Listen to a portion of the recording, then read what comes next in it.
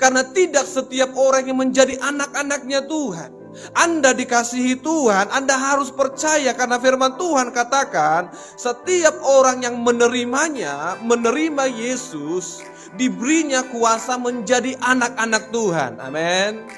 Hanya Anda, hanya saya dan saudara yang menerima Yesus sebagai Tuhan yang mampu menjadi anak-anaknya Tuhan.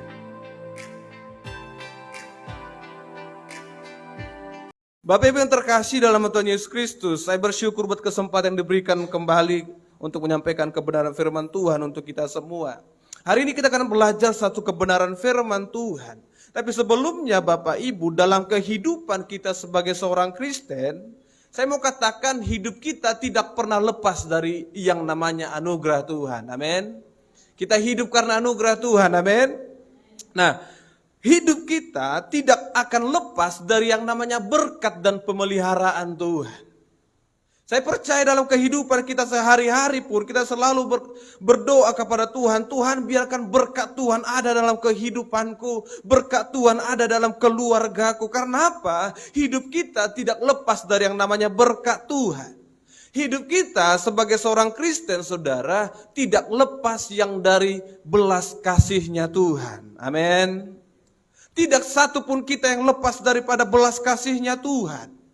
Dan Anda datang hari ini mendengarkan kebenaran firman Tuhan. Anda datang menyembah Tuhan karena hidupmu tidak lepas dari yang namanya penebusan oleh darah Yesus. Haleluya. Setiap kita ditebus oleh darahnya Tuhan. Setiap kita, saya dan saudara adalah orang-orang yang dibenarkan oleh Tuhan. Makanya kalau pujian kita katakan, sayang, sayang, disayang, aku disayang Tuhan, aku diangkat jadi anaknya, aku disayang Tuhan. Amin. Saudara, pujian ini sebenarnya maknanya sangat luar biasa. Karena tidak setiap orang yang menjadi anak-anaknya Tuhan. Anda dikasihi Tuhan, Anda harus percaya karena firman Tuhan katakan setiap orang yang menerimanya, menerima Yesus, diberinya kuasa menjadi anak-anak Tuhan. Amin. Hanya Anda, hanya saya dan saudara yang menerima Yesus sebagai Tuhan yang mampu menjadi anak-anaknya Tuhan. Kita akan lihat nanti saudara bagaimana firman Tuhan mencatat bahwa sesungguhnya kita ini adalah anak-anak adopsinya Tuhan. Sebenarnya Anda yang tidak layak menjadi anak Tuhan, tapi Tuhan angkat menjadi anaknya. Karena apa? Begitulah kasih Tuhan dalam kehidupan kita. Makanya saya katakan saudara, tidak satu pun kehidupan kita yang lepas dari penebusan yang Tuhan kerjakan dalam kehidupan kita. Haleluya. Makanya jemaat Tuhan yang terkasih dalam Tuhan Yesus Kristus, kalau saya tanya di antara Bapak Ibu, siapa di antara Bapak Ibu yang adalah orang benar? Boleh tunjuk tangan? Ya enggak ada. Siapa di antara kita di sini yang adalah orang yang selalu mencari Tuhan? Amin. 1, 2, 3, 5, 7. Ya belum semua. Siapa di sini orang yang selalu mencari Tuhan? Ya kan? Cari Tuhan sama cari hantu kan beda-beda tipis. Tapi hantu tanpa saudara cari pun selalu ada, ya kan? Makanya saudara sering terkejut jumpa hantu, karena nggak dicari pun jumpa. Nah, Bapak Ibu, siapa di antara kita yang selalu hidup berbuat baik?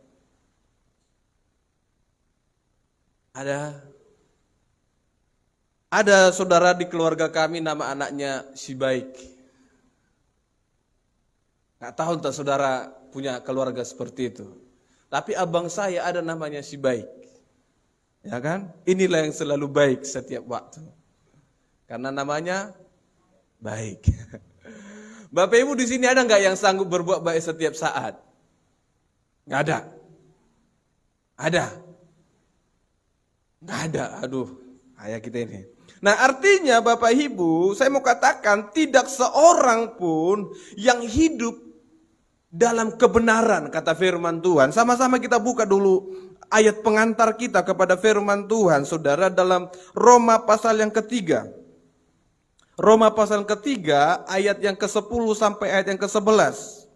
Firman Tuhan katakan seperti ini. Sebab ada tertulis, Ya, sebab ada tertulis ayat yang ke-10, tidak ada yang benar, seorang pun tidak. Tidak ada seorang pun yang berakal budi, tidak ada seorang pun yang mencari Tuhan. Semua orang telah menyeleweng, mereka semua tidak berguna, tidak ada yang berbuat baik, seorang pun tidak. Amin. Ini kata firman Tuhan. Firman Tuhan menulis dengan jelas, tidak seorang pun yang benar. Saya dan saudara pada awalnya adalah bukan orang yang benar. Kita ini adalah orang-orang yang berdosa, orang yang sudah mengalami kematian sebenarnya, saudaraku. Makanya firman Tuhan katakan tidak ada seorang pun yang berakal budi. Kalau Anda merasa paling pintar, firman Tuhan katakan hari ini tidak ada seorang pun yang berakal budi. Firman Tuhan katakan tidak ada seorang pun yang mencari Tuhan. Masa itu? Hari ini carilah Tuhan. Amin. Tidak ada lagi yang mencari Tuhan. Dan firman Tuhan katakan, semua orang telah menyeleweng, semua orang telah menyimpang dari kebenaran itu, dan mereka semua tidak berguna lagi, dan tidak ada yang berbuat baik, seorang pun tidak. Saudara perhatikan kebenaran firman Tuhan ini, bahwa semua orang telah berdosa. Katakan kiri kanannya, semua orang telah berbuat dosa. Haleluya. Anda harus tahu ini. Setiap kita harus tahu ini. Supaya apa? Anda tahu kenapa Yesus datang untuk menyelamatkan setiap kita. Kalau Anda berkata saya bukan orang berdosa, berarti engkau sedang menyangkal kedatangan Tuhan. Engkau sedang menyangkal penebusan itu. Makanya firman Tuhan katakan ketika Tuhan melihat dunia itu semakin jahat dan keinginan hatinya hanyalah untuk berbuat dosa, saudara.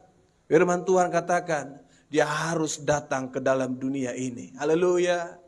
Yesus harus datang ke dalam dunia ini. Karena apa? Setiap kita sebenarnya sudah binasa, saudara. Ya, Roma mencatat sebab upah dosa adalah maut. Amin. Tidak seorang pun yang boleh luput dari maut itu karena engkau melakukan dosa dan engkau hidup di dalam dosa itu.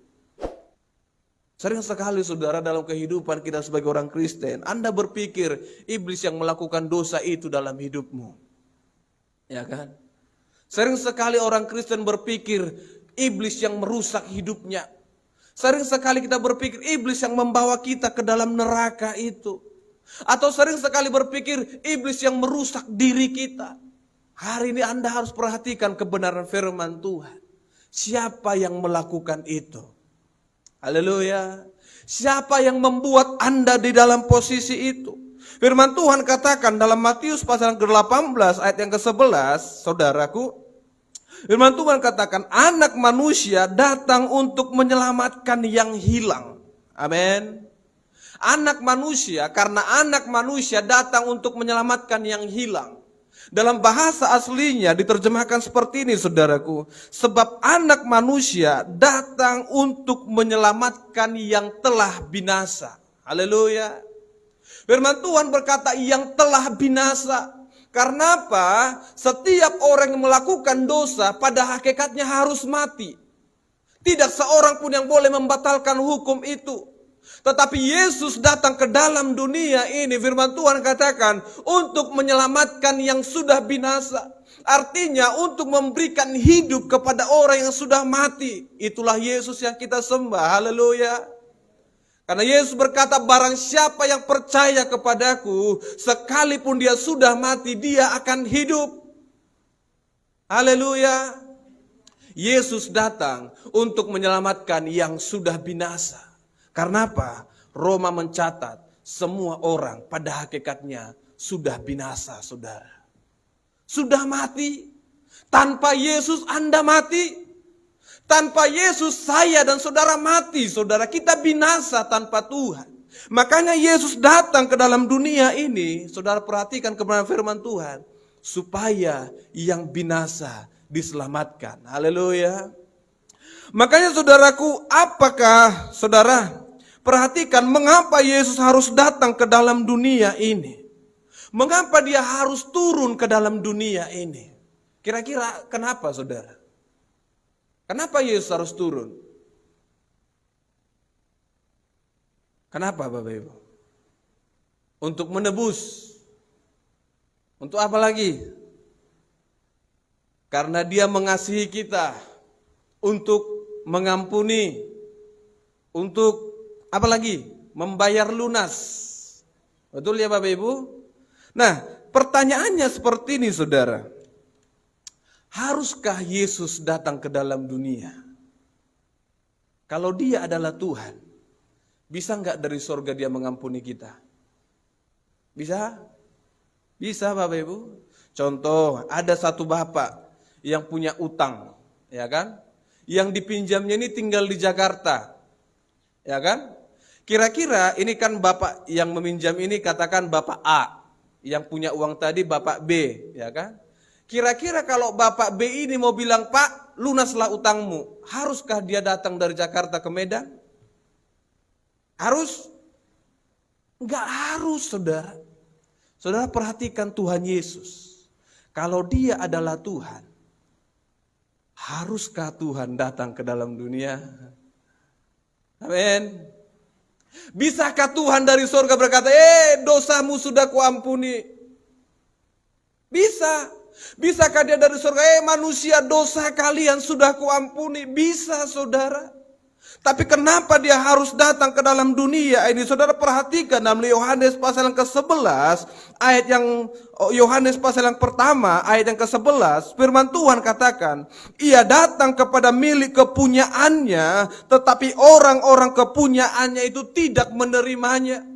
Ia datang kepada milik kepunyaannya, Dia datang kepada kita saudara, tetapi orang-orang kepunyaannya itu tidak menerimanya. Harusnya dari sorga Yesus bisa berkata, dosamu sudah kuampuni, engkau kubayar lunas, tidak harus datang ke dalam dunia ini saudara. Tapi ketika Dia datang ke dalam dunia, firman Tuhan mencatat bahkan orang-orang kepunyaannya pun tidak menerima Dia. Saudara, perhatikan apa yang Yesus kerjakan dalam kehidupan kita. Apa yang sudah Yesus kerjakan dalam kehidupan kita.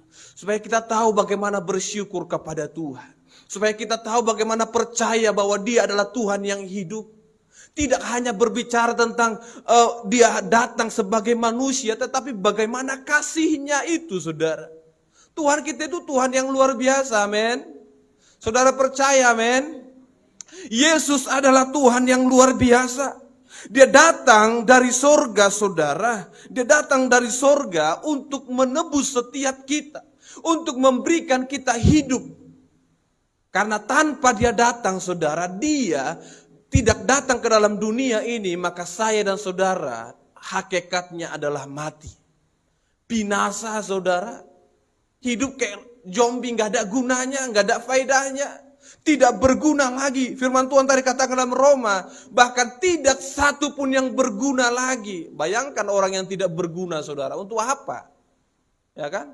Anda hidup capek-capek sampai tua terus banting tulang, tapi kalau hidupmu tidak berguna, firman Tuhan katakan untuk apa saudara? Enggak ada gunanya. Tapi Yesus datang ke dalam dunia ini saudaraku yang terkasih Tuhan Yesus Kristus. Dia datang kepada milik kepunyaannya supaya setiap kita beroleh hidup di dalam Tuhan. Haleluya. Nah, firman Tuhan mau katakan kepada setiap kita, kenapa Dia tadi harus datang ke dalam dunia ini. Saya katakan tadi, sebenarnya Yesus dari sorga pun bisa mengampuni dosa saya dan saudara. Karena apa? Yesus dari sorga pun bisa berkata, utangmu sudah kubayar lunas. Saya ibaratkan tadi bagaimana dengan bapak yang berutang itu. Saudara via telepon pun dia bisa telepon, utangmu sudah lunas. Tidak usah bayar lagi. Bisa. Dia tidak harus datang dari Jakarta ke Medan saudara. Sama halnya dengan Yesus. Yesus kalau mau berkata dosamu sudah kuampuni. Sebenarnya saudara tidak perlu Yesus harus turun dari sorga. Datang ke dalam dunia yang hina ini. Tapi Anda harus mengerti kenapa Dia harus menjadi manusia. Firman Tuhan katakan saudara, sama-sama kita buka Alkitab kita. Dalam Efesus pasal yang pertama, ayat yang ke-7. Efesus pasal yang pertama ayat yang ke-7, yang sudah menemukan katakan amin. Haleluya. Saya baca untuk Bapak Ibu perhatikan di Alkitab saudara. Sebab di dalam Dia dan oleh darahnya kita beroleh penebusan, yaitu pengampunan dosa menurut kekayaan kasih karunia-Nya. Amin.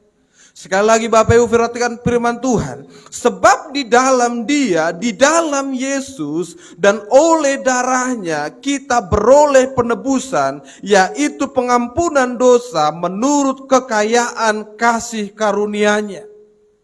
Apa yang harus kita perhatikan dari kebenaran firman Tuhan ini? Ayat yang kadang kita tidak mengerti maksud Tuhan dalam kehidupan kita. Saudara perhatikan, di dalam Dia dan oleh darahnya. Haleluya. Dan oleh darahnya. Hari ini kita belajar kebenaran firman Tuhan. Bagaimana perjanjian darah itu di dalam karya penebusan Tuhan. Saudara, darah Yesus itu sebagai bukti penebusan yang harus Tuhan kerjakan. Di awal tadi katakan saudara, Yesus bisa mengampuni dari sorga, bisa. Tapi kenapa harus ada kata darah ini? Kenapa darah itu harus tercurah? Kenapa darah itu harus tercatat Bapak Ibu? Di dalam dan oleh darahnya kita beroleh penebusan. Hanya karena darah Yesus, saya dan saudara ditebus oleh Tuhan. Haleluya. Amin. Saudara, Yesus sebagai gaalnya kita. Yesus sebagai penebusnya kita. Ini yang harus kita mengerti saudaraku yang terkasih. Karena apa? Yesus datang kepada milik kepunyaannya. Firman Tuhan katakan Yohanes pasal 1 ya, ayat yang ke-11 dan ayat ke-14. Saudara, Yesus menjadi daging saudara. Ayat yang ke-14 berkata, ayat yang ke-14. Saudara perhatikan Yohanes 1 ayat ke-14. Apa yang firman Tuhan katakan? Wah, lama kali ini. Firman itu telah menjadi manusia dan diam di antara kita, dan kita telah melihat kemuliaannya. Amin. Dalam bahasa aslinya dikatakan saudara, firman itu telah menjadi daging. Amin. Firman yang menjadi daging. Artinya daging bicara tentang darah saudara. Daging bicara tentang darah. Kalau Yesus tidak menjadi daging berarti tidak ada darah. Haleluya. Saudara paham amin? Kalau Yesus tidak menjadi daging tidak ada darah. Berarti tidak ada penyembelihan. Tidak ada korban yang tersembelih saudara. Maka dia harus menjadi daging. Dan diam di antara kita, dan kita telah melihat kemuliaannya, yaitu kemuliaan yang diberikan kepadanya sebagai anak tunggal Bapa, penuh kasih karunia dan kebenaran. Saudara, ada apa dengan darah ini? Amin. Makanya saudara jangan main-main dengan darah. Haleluya. Ada apa dengan darah ini? Kenapa firman Tuhan begitu memperhatikan tentang darah ini? Ya kan? Saudara, kita belajar sedikit ke masa perjanjian lama saudara, di mana bangsa Israel hidup datang kepada Tuhan. Ya. Saudara, kita lihat dalam Imamat pasal yang ke-25. Imamat pasal yang ke-25 ayat yang ke-25 dulu. Haleluya. Imamat pasal yang ke-25 25 firman Tuhan katakan, apabila saudaramu jatuh miskin sehingga harus menjual sebagian dari miliknya, maka seorang kaumnya yang berhak menebus, yakni kaumnya yang terdekat harus datang dan menebus yang telah dijual saudaranya itu. Amin. Ini hukum Israel saudara. Yang pertama kita lihat, apabila ada yang menjual sebagian dari miliknya, harus ditebus oleh kaumnya. Artinya saudara, bagi orang Israel, kalau ada barangnya yang terjual, kalau zaman sekarang kan apa namanya itu ya? Pegadaian ya. Seperti itu, ya kan? Bagi orang Israel yang bisa menebusnya hanya orang terdekatnya. Amin. Artinya kalau si A tadi kaya, miskin saudara, dia jual rumahnya. Ini saya sedang berbicara dalam tradisinya Yahudi saudara, Israel ya.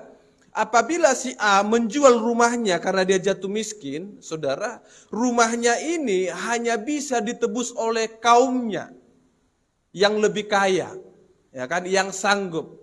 Artinya, walaupun ada sahabatnya, tidak boleh menebus rumah itu. Itu hukum Israel, saudara. Kalau contohnya, wah dia kan kawanku, kubantulah dia, kutebuslah rumahnya. Bisa saja kan? Tapi dalam tradisi Israel, saudara, Yahudi, teman tidak boleh menebus barang yang terjual itu. Ya kan? Atau siapapun itu yang dekat dengan saudara, tidak boleh menebus barang itu. Ini saudara terjemahannya berkata, yang bisa menebus itu harus keluarganya. Harus yang punya hubungan darah, saudara. Ini bicara tentang menjual tanah ini, saudara. Konteksnya ini, seorang Israel yang menjual tanahnya. Kalau saudara baca nanti di ayat sebelumnya. Karena dia jatuh miskin, dijualnya lah tanahnya.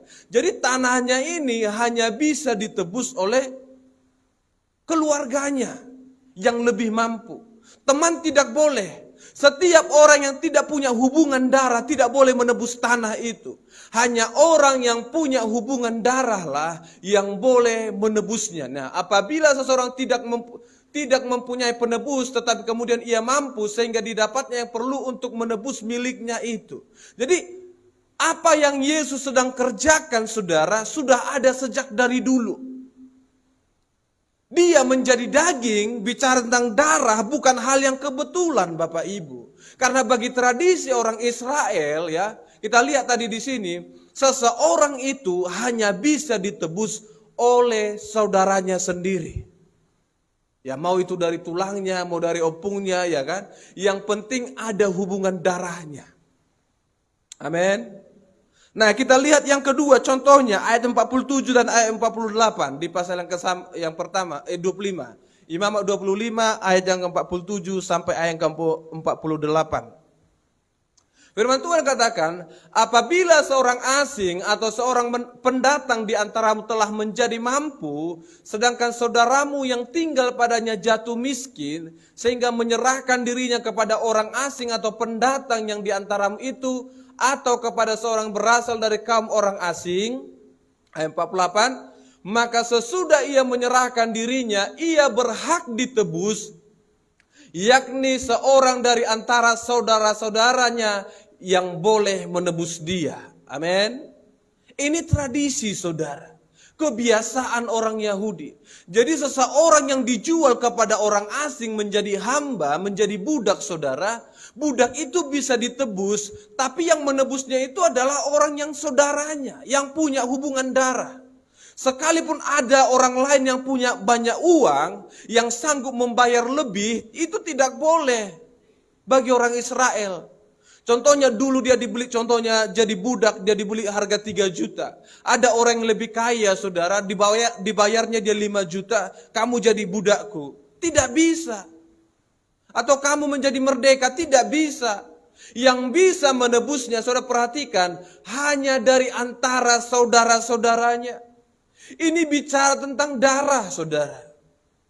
Bicara tentang hubungan darah bagi orang Israel, saudara. Ya, makanya saudara, tidak sembarangan orang bisa menebus. Tidak sembarangan orang. Kita lihat lagi contoh-contoh yang lain dalam Rut pasal yang ketiga ayat yang ke-13. Rut pasal yang ketiga ayat yang ke-13. Kita belajar dari apa yang sudah ada di zaman bangsa Israel masa perjanjian lama. Firman Tuhan katakan, tinggallah di sini malam ini dan besok pagi. Jika ia mau menebus engkau, baik, biarlah ia menebus. Tetapi jika ia tidak suka menebus engkau, maka akulah yang akan menebus engkau. Demi Tuhan yang hidup, berbaring sajalah tidur sampai pagi. Saudara, cerita ini bercerita tentang seorang janda yang bersama dengan menantunya, Rut dengan Naomi, betul ya Bapak Ibu? Ya, di mana Rut itu adalah menantunya, lalu mereka pergi bersama dengan mertuanya ke satu tempat yang sudah ada persediaan makanan. Mereka berjumpa dengan seorang kaya yaitu Boas, saudara. Mereka mengambil sisa-sisa tuaian itu, mereka mengumpulkannya. Lalu ketika Boas berjumpa dengan Rut, ya kan? Dia berkata, tinggallah di sini malam ini dan besok pagi. Jika ia mau menebus engkau, ya kan? Jika ia mau menebus engkau, baik, biarlah ia menebus. Artinya, ini lihat tradisinya orang Israel, saudara. Kalau belum orang yang saudaranya datang, tidak seorang pun bisa menebus dia. Saudara perhatikan, amin, kebenaran firman Tuhan, amin. Tidak seorang pun bisa menebusnya, saudara. Itu yang dikatakan dalam yibum, dalam bahasa Ibrani disebut yibum, saudara. Dalam adat istiadatnya orang Israel seperti itu. Saudara perhatikan cerita Tamar dengan Yehuda, ya kan? Anak yang pertama menikah dengan Tamar lalu meninggal, ya kan? Anak kedua nikah lagi lalu meninggal, ya kan? Anak yang ketiga nggak dikasih, terakhir sama bapaknya, mertuanya. Kan begitu ceritanya, Bapak Ibu. Nah, maksudnya di situ, saudara, yang bisa menebuskan atau meneruskan perkawinan itu harus saudaranya dulu, ya kan? Dari abangnya, meninggal abangnya, yang boleh menikahi adiknya. Mungkin adat istiadat kita masih ada seperti itu ya, Bapak Ibu, masih ada, ya kan? Nah, itu sesuai dengan tradisinya orang Israel, Bapak Ibu. Itu terjadi. Artinya, kalau bukan orang yang terdekat, kalau bukan orang yang mempunyai hubungan darah, tidak bisa menebus. Sekalipun punya harta lebih banyak, punya uang lebih banyak, tidak bisa menebus. Yang bisa menebus adalah orang yang punya hubungan darah. Haleluya. Makanya firman Tuhan katakan, dia datang kepada milik kepunyaannya, saudara. Dia datang ke dalam dunia ini, dia menjadi daging, ayat yang ke-14. Dia tinggal bersama-sama dengan kita, tapi milik kepunyaannya itu tidak menerimanya. Kenapa tidak diterima, saudara? Padahal kita ini adalah orang-orang yang mati binasa tanpa dia. Ya, saudara perhatikan Yohanes 3 yang ke-15. Ini firman Tuhan yang sangat luar biasa yang harus kita perhatikan kebenaran firman Tuhan ini. Yohanes 3 ayat yang ke-15.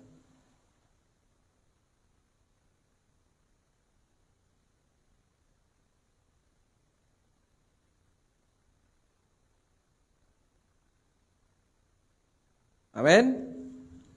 Yohanes 3 ayat ke-15 firman Tuhan katakan seperti ini, Bapak Ibu. Supaya setiap orang yang percaya kepadanya beroleh hidup yang kekal. Amin. Supaya setiap orang yang percaya kepadanya beroleh hidup yang kekal. Ayat ke-16 dalam terjemahan lain, saudara, saya baca dalam terjemahan lain. Karena begitu besar kasih Tuhan akan dunia ini, sehingga ia telah mengaruniakan anaknya yang tunggal, supaya setiap orang yang percaya kepadanya tidak binasa, melainkan beroleh hidup yang kekal. Saudara, kata binasa di sini, ya, kata binasa di sini dalam bahasa aslinya adalah orang yang membinasakan dirinya sendiri. Ya kan? Dalam bahasa Yunani, saudara, ini dibuat dalam bentuk kata middle. Ya, bagi Anda yang mengerti. Tapi saya sampaikan ini seperti ini. Orang itu binasa karena dirinya sendiri. Bukan karena orang lain. Jadi jangan Anda berpikir Anda berdosa karena orang lain. Tapi kata binasa di sini, dia yang membinasakan dirinya sendiri. Ya kan? Kata middle itu adalah orang yang melakukan sebuah pekerjaan untuk dirinya sendiri, saudara. Jadi kata binasa dalam Yohanes 3 ayat 15 sampai 16 ini adalah orang yang sengaja membinasakan dirinya sendiri. Bagaimana orang membinasakan dirinya sendiri? Membiarkan hidupnya terus hidup dalam dosa, seperti itu, ya kan? Contoh orang yang bunuh diri, bagaimana dia membunuh diri? Bunuh diri itu termasuk tindakan middle deponent, saudara, dalam bahasa Yunani. Artinya dia yang membunuh dirinya sendiri, ya kan? Bukan tali itu yang membunuh dia, ya kan? Bukan racun yang diminumnya itu yang membunuh dia, tapi dia yang membunuh dirinya sendiri, ya kan? Itulah sama halnya dengan ayat ini, saudara. Kata binasa dalam Yohanes 3 ayat 15-16 ini adalah orang yang membinasakan dirinya sendiri. Ya kan? Jadi orang yang mati itu karena perbuatannya sendiri, saudara. Sama halnya ketika Adam dan Hawa jatuh ke dalam dosa, firman Tuhan katakan saat kamu memakan buah itu, kamu menjadi binasa. Kata thanatos di situ artinya karena perbuatanmu lah yang membuat engkau mati. Kalau engkau tidak makan buah itu, engkau tidak akan mati. Begitu maksud firman Tuhan. Artinya kalau mereka tidak makan buah itu, saudara, manusia tidak akan mengalami kematian. Tapi karena mereka dengan sengaja memakan buah itu, kamu akan thanatos, akan mati, saudara. Itu kata firman Tuhan. Amin. Ini janji firman Tuhan. Makanya dia datang kepada milik kepunyaannya, saudaraku. Dia datang kepada milik kepunyaannya. Dia menjadi daging. Dia harus menjadi darah yang tercurah. Supaya setiap kita selamat. Amin. Supaya setiap kita beroleh hidup yang kekal. Sekalipun engkau mati, sekalipun engkau pernah membinasakan dirimu sendiri, kalau engkau percaya kepada Dia, firman Tuhan katakan, engkau akan hidup. Amin. Setiap kita akan hidup. Saudaraku, seorang budak. Ini saya kembali bahas dalam tradisinya Israel. Seorang budak, kalau tidak punya saudara untuk menebus dia, selamanya dia menjadi budak. Itu dalam tradisinya Israel. Jadi saya mau katakan hari ini kepada saudara. Makanya saya katakan tadi pujian itu, kalau Anda katakan sayang, disayang Tuhan. Hari ini saya mau kasih tahu kenapa pujian itu ada. Karena saya dan saudara adalah orang-orang yang diadopsi menjadi anaknya Tuhan. Haleluya. Mungkin terdengar kasar di telinga saudara, Anda adalah anak adopsi. Tapi saya mau katakan saudara, pada hakikatnya dia datang kepada milik kepunyaannya, kepada bangsa Israel. Tapi karena milik kepunyaannya menolak kita, saudara, maka kita adalah anak-anak adopsi itu. Amin. Bilang kiri kanannya, kamu anak adopsi di hadapan Tuhan.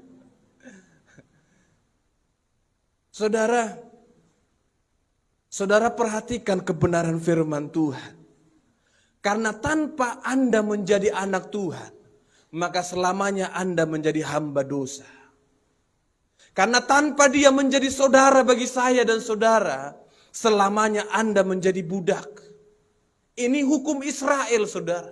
Kalau orang tidak punya saudara, kalau seorang budak tidak punya saudara untuk menebus dia, maka selamanya dia menjadi budak. Oleh karena itulah, dia datang menjadi daging dan menjadi saudara bagi setiap kita. Amin. Yesus datang menjadi saudara bagi saya dan saudara. Dia datang membangun satu hubungan dengan kita. Dia datang menjadi manusia untuk memberikan satu relasi yang baru bagi saya dan saudara. Mengikat saya dan saudara dalam ikatan darah. Makanya tadi saya katakan saudara dalam Efesus 1 yang ke-7 itu. Dan oleh darahnya saudara. Perhatikan kata darah itu. Ya. Dan oleh darahnya setiap kita beroleh penebusan di dalam Tuhan. Dia harus datang menjadi daging yang berdarah itu. Supaya apa? Dia menjadi saudara bagi saya dan saudara. Amin. Dia menjadi bagian keluarga kita. Karena tanpa dia menjadi bagian daripada kita, Anda tidak punya penebus. Anda tidak punya orang yang bisa menebus Anda dari belenggu dosa itu. Membayar Anda dari hutang dosa itu. Tidak ada saudara. Dia harus menjadi saudara kita. Dia harus menjadi daging. Dia menebus kita. Saudara terkasih Tuhan Yesus Kristus. Firman Tuhan katakan seperti ini. Dalam Yesaya dia katakan seperti ini. Tuhan, Yahweh Sebaot berfirman, akulah yang awal dan akulah yang akhir. Dan tidak ada Elohim selain aku. Maksud firman Tuhan katakan seperti ini saudaraku. Penyelamatan itu hanya Tuhan yang lakukan. Penebus itu hanya Tuhan. Haleluya. Penebus itu hanya Tuhan. Tidak satu orang pun yang bisa menebus saya dan saudara. Tidak seorang pun yang bisa membayar lunas dosa saya dan saudara. Tapi Yesus berkata, akulah Yahweh Sebaot itu. Akulah Tuhan semesta alam itu. Akulah yang awal dan yang akhir, saudaraku. Dan penyelamatan itu hanya bagiannya Tuhan. Haleluya. Penyelamatan itu hanya bagiannya Tuhan. Makanya saudara, Anda harus tahu siapa penyelamat Anda. Anda harus tahu siapa Gaalnya Anda. Saya bukan bicara Baal, Gaal, amin. Gaal itu penyelamat dalam bahasa Yunani, saudara. Anda harus tahu siapa penebus Anda.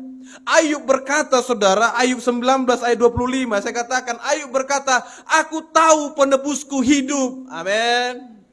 Saudara bisa katakan, aku tahu penebusku hidup, amin. Bilang dulu, aku tahu penebusku hidup. Haleluya. Anda harus tahu bahwa Yesus itu hidup. Saudaraku yang terkasih untuk Yesus Kristus. Saat Ayub berkata, aku tahu penebusku hidup. Saudara baca ayat itu. Tuhan pulihkan kehidupannya. Anda mau hidup Anda dipulihkan oleh Tuhan.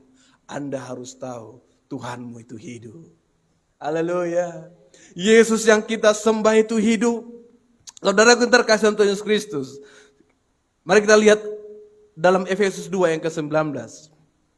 Efesus 2 yang ke-19. Firman Tuhan ini yang menjamin kehidupan setiap kita. Firman Tuhan katakan seperti ini. Kamu bukan lagi orang asing. Amin. Anda bukan lagi orang asing. Dan bukan lagi pendatang. Melainkan kawan sewarga dari orang-orang kudus. Dan anggota keluarga surga. Amin. Anda bukan lagi pendatang. Anda bukan lagi orang asing. Haleluya. Saya bukan lagi orang asing di surga. Amin. Anda bukan tamu lagi di surga. Karena Anda adalah anak-anaknya. Amin. Anda pemiliknya. Itu yang Tuhan kerjakan. Dia datang ke dalam dunia ini. Dia menjadi bagian kita. Dia menjadi saudara kita, saudara. Dia membuat ikatan darah dengan kita. Supaya apa? Dia bisa menyelamatkan saya dan saudara. Karena tanpa dia menjadi satu darah dengan kita. Tanpa dia menjadi bagian daripada keluarga kita. Maka dia pun tidak layak menebus kita, saudara. Saudara perhatikan ini. Tapi karena dia menjadi satu darah dengan kita. Menjadi keluarga kita. Yesus menebus kita dari kebinasaan itu. Amin. Yesus memberikan kita hidup. Karena oleh bilur-bilur yang tercurah itu, saya dan saudara yang dulu mati dihidupkan oleh Tuhan. Haleluya. Kita dihidupkan oleh Tuhan. Makanya belajar menghargai darahnya Yesus. Belajar menghargai betapa mahalnya darah itu, saudara. Yang dia dengan datang sendiri, saudara, menjadi saudara bagi kita. Harusnya kita yang perlu ditebus. Harusnya kita yang membangun hubungan dengan dia. Tapi dia yang datang menjadi saudara kita. Yesus yang datang menjadi saudara seorang pendosa seperti saya dan saudara. Dia yang tidak mengenal dosa. Firman Tuhan katakan tetapi dia harus menjadi dosa karena pelanggaran kita. Dia harus mati di atas kayu salib itu. Darahnya tercurah di atas kayu salib itu. Sebagai penebusan bagi saya dan saudara. Darah bicara tentang penebusan. Darah bicara tentang ikatan keluarga. Saya dan saudara adalah keluarganya Tuhan. Kalau engkau percaya akan darah Yesus. Tapi kalau engkau tidak percaya kepada darah itu, Anda adalah orang asing dalam kerajaan surga. Anda bukan bagian daripada keluarga itu. Dan Anda tidak akan pernah berhak menerima penyelamatan Tuhan. Tidak berhak, saudaraku. Saudara terkasih untuk Yesus Kristus, saya dan saudara adalah gambar dan rupanya Tuhan. Amin. Saya dan saudara adalah gambar dan rupanya Tuhan. Itu yang sedarah, betul? Saudara lihat yang saudara, pasti mirip-mirip. Ya kan? Kalau nggak mirip tanya siapa bapaknya. Ya kan? Tapi karena Anda adalah gambar dan rupanya Tuhan, Anda mirip dengan Tuhan. Haleluya. Senyumlah dengan diri sendiri. Karena Anda itu gambar dan rupanya Tuhan. Berbahagialah Anda yang menjadi gambar dan rupanya Tuhan. Karena tidak semua orang rupanya yang mau dibilang segambar dan serupa dengan Tuhan. Ya kan? Karena Anda punya DNA yang sama. Anda punya darah yang sama. Anda adalah gambar dan rupanya Tuhan. Haleluya. Kayak gila Tuhan itu kalau jadi orang Batak. Rupanya. Amin. Nah, saudara terkasih Tuhan Yesus Kristus, kenapa dia harus datang? Karena Anda adalah milik kepunyaannya. Amin. Anda percaya milik kepunyaan Tuhan? Amin. Jangan dipaksa-paksa jadi milik kepunyaan Tuhan. Kalau nggak mau silakan. Tapi Tuhan datang karena Anda adalah milik kepunyaannya. Amin. Tuhan menjaga anak-anaknya lebih dari semua. Yohanes 1 ayat 12 tadi katakan, setiap orang yang menerimanya diberinya kuasa menjadi anak-anaknya. Yohanes 1 ayat 12. Tetapi semua orang yang menerimanya diberinya kuasa supaya menjadi anak-anak Tuhan. Mereka yang percaya di dalam namanya. Amin. Saudaraku, dia menjaga Anda lebih dari semuanya. Ia menjadi saudara bagi semua orang. Dan dia datang kepada kepunyaannya sendiri. Kalau Anda adalah punyanya Tuhan, percayalah, Anda Tuhan jaga. Haleluya. Anda Tuhan pelihara. Hidup Anda Tuhan pelihara. Saya tutup kebenaran firman Tuhan ini dari satu ayat kebenaran firman Tuhan. Dari Yohanes pasal ke-6, ayat yang ke-53 sampai ayat yang ke-54. Yohanes pasal yang ke-6, ayat yang ke-53 sampai ayat yang ke-54. Firman Tuhan katakan, maka kata Yesus kepada mereka, aku berkata kepadamu, sesungguhnya jikalau kamu tidak makan daging anak manusia dan minum darahnya, kamu tidak mempunyai hidup di dalamnya. 54, barang siapa makan dagingku dan minum darahku, ia mempunyai hidup yang kekal. Aku akan membangkitkan dia pada akhir zaman. Amin. Hari ini saya tidak sedang mengajak Anda untuk perjamuan kudus. Tapi saya mau katakan kepada Bapak Ibu yang mendengarkan kebenaran firman Tuhan ini. Bagaimana Anda menjadi saudaranya Tuhan. Ayat 53 tadi katakan. Apa? Kamu sesungguhnya jikalau kamu tidak makan daging anak manusia dan minum darahnya, kamu tidak mempunyai hidup di dalam dirimu. Artinya saudara, tanpa daging dan darah itu, Anda mati saudara. Saya mati. Tanpa engkau makan daging dan darah itu, saudara. Ya, banyak orang berpikir berarti Tuhan kalian itu kayak kanibal, kok makan darah, makan daging. Bukan. Percaya akan apa yang sudah Yesus kerjakan. Haleluya.